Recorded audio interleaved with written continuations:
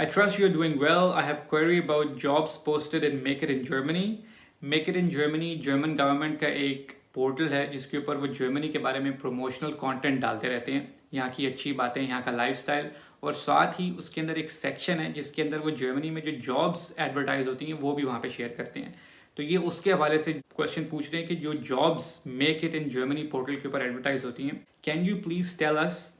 Are those all in German language. I think यहाँ पे typo है, वो पूछना चाह रहे हैं कि are those all jobs in German language mandatory as there's no language requirement mentioned, but again they replied me in German citing German as reason for rejecting my application. That would be much appreciated of you. I think इसमें एक दो typos हैं, लेकिन वो पूछना ये चाह रहे हैं कि जो make it in Germany portal है उसके ऊपर जितनी भी जॉब्स एडवर्टाइज होती हैं क्या उसमें जर्मन लैंग्वेज मैंडेटरी है या नहीं, क्योंकि जिस जॉब में इन्होंने अप्लाई किया था उसमें इंग्लिश में ऐड था, वो एडवर्टाइज हुआ था, और उन्होंने उनको रिजेक्ट इस बेस पे किया है कि उनको जर्मन लैंग्वेज नहीं आती। तो ये क्या चक्कर है? देखिए, इसमें मैं आप लोगों को अपने एक्सपीरियंस से बताऊं, जो मेरा HR के साथ डील करने का एक्सपीरियंस रहा है या मुख्तलिफ कंपनीज में काम करने का यहाँ पे, कि HR असल में चाह ये रहा होता है बहुत सारी कंपनीज का कि सिर्फ यही ना देखा जाए कि कैंडिडेट जो है वो जॉब की डिस्क्रिप्शन को मैच करता है, बल्कि ये भी देखा जाए कि जो कैंडिडेट का प्रोफाइल है इन जनरल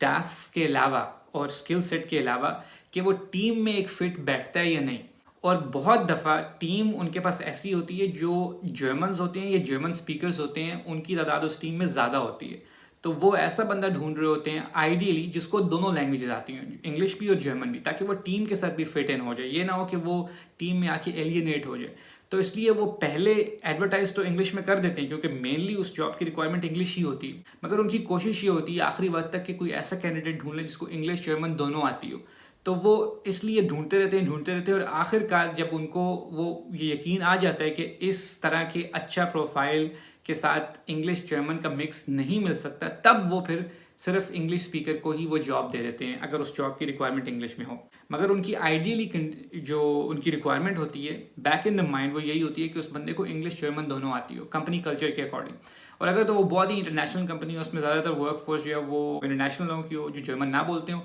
तब उनको ये कोई प्रॉब्लम नहीं होती। तो ये डिपेंड करता है कि उन्होंने आपने किस जॉब में अप्लाई किया, लेकिन मोस्टली उसकी ये रीज़न होती है। उसके अलावा make it in Germany portal के बारे में मैं आपको ये भी बताता जाऊँ कि उसके अंदर जो जॉब्स एडवर्टाइज हुई हुई हैं, जो जॉब्स मेंशन है, दो किस्म की जॉब्स हैं। इनफैक्ट वो एक ही किस्म की हैं लेकिन दो डिफरेंट तरीक़ों से उन्होंने वहाँ पे लिखी हुई। जो बुंदेसआगेंटूर फॉर आर्बाइट है जर्मनी का, जो एम्प्लॉयमेंट ऑफिस है उनका, उसका वो पोर्टल है डेटाबेस को, तो एक तो वो लिंक कर देता है उस पोर्टल को और दूसरा वो आपको उसी पेज पे ही रखता है और वहीं पे आप फिल्टर करके अपनी स्किल सेट की और अपनी फील्ड की जॉब ढूंढ सकते हैं। उसमें मैं आपको एक इंटरेस्टिंग बात बताऊँ कि ये आप नोट कीजिएगा कि उसमें आपको ऐसी जॉब्स मिल जाएंगी जिसके अंदर जॉब्स इंग्लिश में एडवर्टाइज हुई हुई हैं, लेकिन उसमें कैटेगोरिकली लिखा हुआ है कि इंग्लिश लैंग्वेज की आपकी स्किल्स अच्छी होनी चाहिए, या कम्युनिकेशन स्किल्स इन इंग्लिश होनी चाहिए, या अच्छी इंग्लिश लैंग्वेज होनी चाहिए। तो अगर तो कोई जॉब ऐसी हो फिर तो ये कंफर्म है कि वो सिर्फ और सिर्फ इंग्लिश लैंग्वेज के प्रोफाइल के साथ ही आपको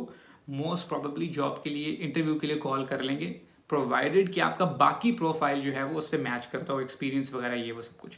लेकिन अगर जॉब खाली इंग्लिश में है एडवर्टाइज हुई और उसके अंदर कहीं लिखा नहीं हुआ कि इंग्लिश लैंग्वेज स्किल्स चाहिए और वो सिर्फ खुद ही इंग्लिश में है, तो इसका मतलब है कि जहन में रखें कि वो इंग्लिश जर्मन दोनों का कॉम्बिनेशन ढूंढ रहे हैं, वही कल्चरल या टीम फिट वाली बात जो मैंने बताई है। इसलिए ये बात आप जहन में रखिएगा। लेकिन नॉनदलेस अगर आप इंग्लिश में कोई जॉब एडवर्टाइज हुई भी देखें तो उसमें अप्लाई करने में कुछ नहीं जाता, नथिंग टू लूज, ठीक है, एक चांस आप ले सकते हैं। दूसरा, इसीलिए मैं हमेशा ये एम्फोसाइज करता हूँ कि अगर आप इंग्लिश में भी आपका प्रोफेशन है, आपको पता है कि आप इंग्लिश में जॉब ढूंढ लेंगे और कर भी लेंगे और सर्वाइव भी कर लेंगे, तो जर्मन साथ साथ सीखना शुरू कर दें। स्कूल नहीं जा सकते तो ऑनलाइन सीखना शुरू कर दें, ताकि CV में आपकी ऑलरेडी हो कि यार मैं A1 लेवल सीख रहा हूँ या A2 पे हूँ या B1 पे पहुँच चुका हूँ या B2 पे हूँ। अगर अभी मैं फुली कॉन्वर्सेशनल नहीं भी हूँ या मैं फहनलुंगसिशर नहीं हूँ, फहनलुंगसिशर जर्मन में कहते हैं कि प्रोफेशनली जर्मन में काम करने के काबिल नहीं हूँ, तो भी उनको CV में पता हो कि यार ये इन प्रोसेस से सीख रहा है, तो इंग्लिश रिक्वायरमेंट जॉब की और साथ साथ उसको हल्की फुल्की आती है, तो ये चला लेगा और आगे 2-3 महीनों में जाके सीख लेगा। क्योंकि ऐसा भी होता है कि बहुत सारी कंपनीज जो हैं वो फ्री जर्मन लैंग्वेज कोर्सेज भी ऑफर करती हैं अपने एम्प्लॉयज़ के लिए, जो उनके इंटरनेशनल एम्प्लॉयज़ होते हैं। तो इसलिए उसकी ये बेसिक रीज़न होती है जो आपने क्वेश्चन पूछा है। उसके अलावा मैं ये भी बताऊं कि ये जो make it in Germany portal है ये भी आप लोग यूज़ कर सकते हैं लिंक्डइन और जिंग और इसके अलावा इंडीड और जो स्टेपस्टोन दूसरे सारे पोर्टल से मैंने एक अलग वीडियो बनाई हुई है कि कौन कौन से पोर्टल से आप लोग जॉब हंट कर सकते हैं। तो ये भी एक बड़ा अच्छा आइडियल पोर्टल है उन लोगों के लिए जो जर्मनी में जॉब ढूंढना चाहते हैं। और दोबारा मेंशन कर दूं कि कोई फ़र्क नहीं पड़ता कि आप जर्मनी में बैठे हुए हैं या आप इस वक्त जर्मनी से बाहर हैं। अगर आपका प्रोफाइल अच्छा है और वो मैच करता है तो बहुत ज़्यादा चांसेस हैं कि आपको इंटरव्यू की कॉल आ सकती है। अगर आप लोगों के कोई और क्वेश्चंस हैं तो आप लोग कमेंट सेक्शन में लिखें या इंस्टाग्राम पे जाएं, वहाँ पे मुझे फॉलो करें और वहाँ पे डीएम करें। एक नेक्स्ट वीडियो में आप लोगों से दोबारा मुलाकात होगी। Thank you.